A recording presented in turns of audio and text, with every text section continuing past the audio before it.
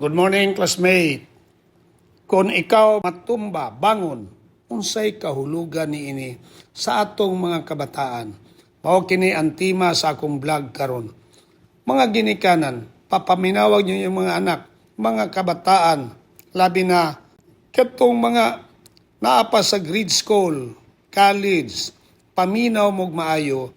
Kasi yung pagpaminaw, dili ni para sa ako, dili para sa inyong ginikanan, kundi para ninyo, para sa inyong mahayag nga kaugmaon. Karon pangdaan, liguna ninyo, trabahoa ang inyong kaugmaon.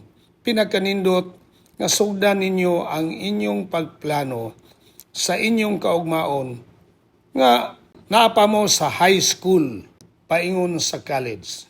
Trabahoan ninyo, kay bisag kapoy, bisan og sakit, bisag lisod, ang kahimtang, kinahanglan gihapon mo bangon o magpadayon mo sa inyong mga ambisyon. Dili pasabot nga walay kasakit, kun dili ta mosugot nga pildi, daugon sa kapakyasan, kabataan. Timan ninyo ha. Sa inyong kinabuhi, labi na gayud karon naa na ta sa modernong panahon. Naa na ta sa era sa social media. Kadaghanan sa atong kabataan mahisalaag sa dalan tungod kay daghanan mo makita diha sa social media. Dili baya sayon ang pagkabot sa mga pangandoy. Kabataan lisod kaayo, kinahanglan mog sakripisyo.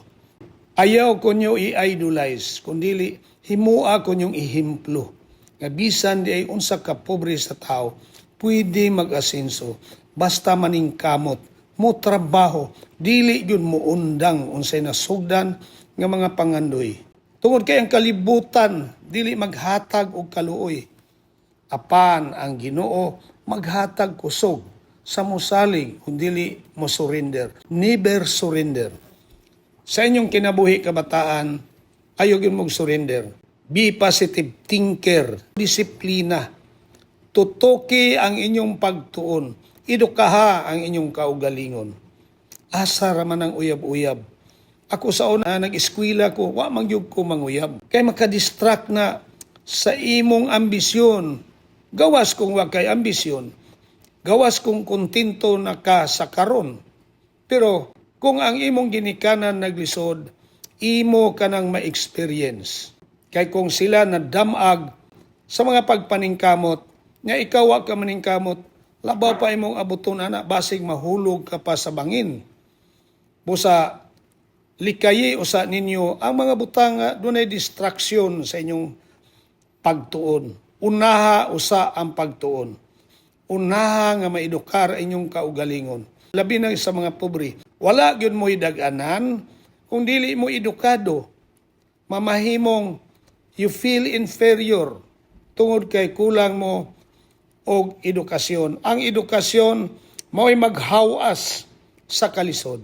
Ang edukasyon mao'y hulagway sa katilingban. Kaya mga tao nga naglisod, mautong mga tao nga kuwang og paningkamot, kuwang og salig sa kaugalingon, kuwang og pagsalig sa Ginoo. Kamong mga kabataan, besag kapila pa mo madamag kay lig-on pa inyong tuhod, bangon.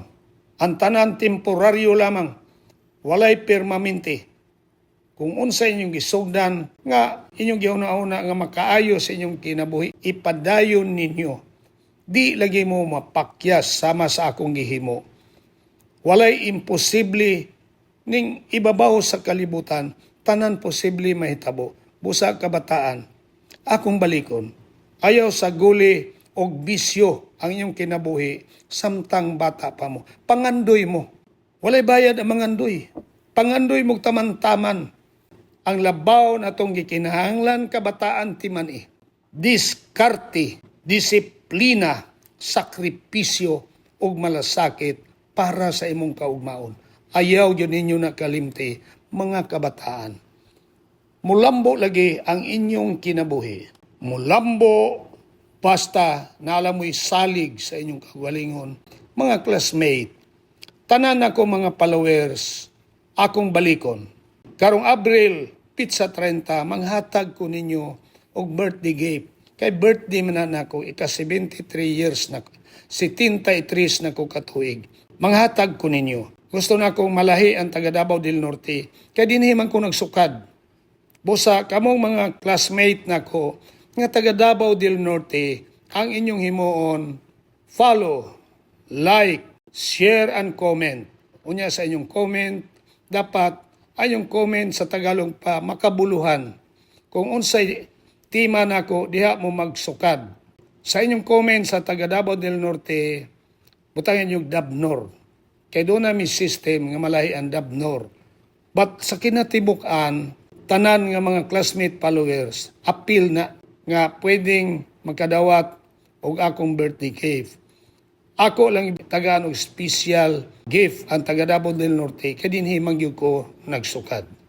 So akong pangutana karon kaninyo mga classmate, unsabay maayo natong himuon sa atong mga anak nga kung kita karon naglisod, sila sa ilang panahon magpuyo na sa kahamugaway.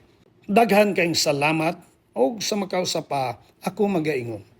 Kung ikaw na ipangandoy, may handom sa kinabuhi. Trabaho salig sa Dios, labaw sa tanan, salig sa imong kaugalingon.